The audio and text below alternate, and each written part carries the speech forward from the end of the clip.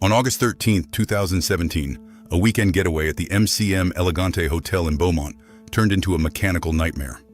Darren Ceasar, a barber from Eunice, Louisiana, was just looking for a relaxing break and a quiet night in. He stepped into elevator number 2, expecting a routine ride to his room on the 7th floor. But as the car approached his floor, it didn't slow. It surged upward with a terrifying sudden acceleration. The car bypassed the 7th floor and slammed into the top of the shaft at the 9th, whipping Darren's neck and back. This is Schindler Elevator Corporation versus Darren Ceasar, a case that would redefine the stakes of maintenance and discovery.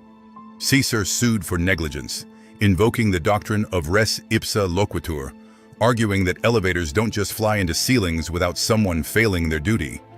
The plaintiff's case centered on the SDI board, the elevator's digital brain, which had a documented history of failing for months. Expert witness John Freeman, a 38-year veteran inspector, testified that Schindler used digital band-aids instead of replacing the faulty hardware. Freeman highlighted pristine maintenance logs that looked suspiciously like they were filled out all at once, just before trial.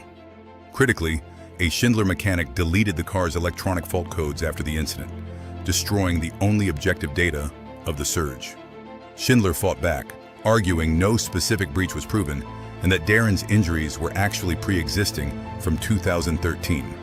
The standard of care required Schindler to maintain the elevator in a safe condition.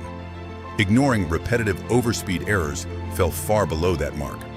The jury sided with Ceasar, awarding over $800,000 in damages for physical impairment and mental anguish.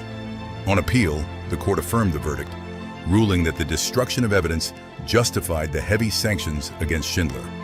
The court held that under res ipsa loquitur, the mere fact of an overspeeding elevator is evidence enough of negligence.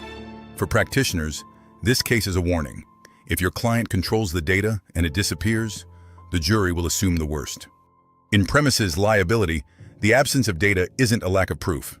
It's often the most damning evidence of all.